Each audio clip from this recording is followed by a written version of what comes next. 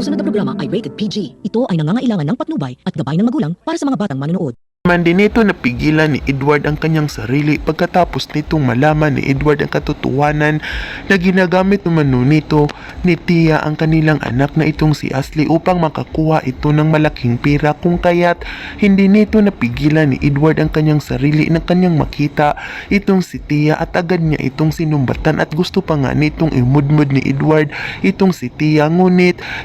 bigla naman ding nakamulat itong si Edward nang magsalita itong si Tia na alam naman umano nito ni Edward na tinanggalan umano ito ng mana ng kanyang daddy at kailangan umano nila ni Tia ng pera ng kanilang anak upang mabuhay. Kaya't tumigil na umano itong si Edward at wag na itong magalit sa kanya dahil ginawa lamang umano nito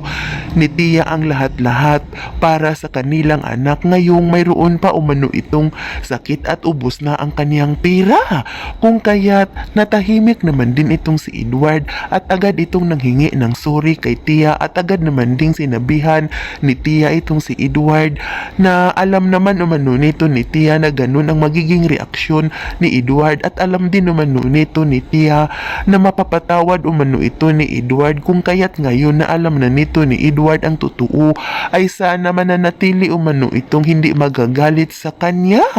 At dito agad naman din itong sinabihan ni Edward itong si Tia basta alagaan umano nito ni Tia ang kanilang anak at huwag itong pababayaan ay suportahan umano ito ni Edward.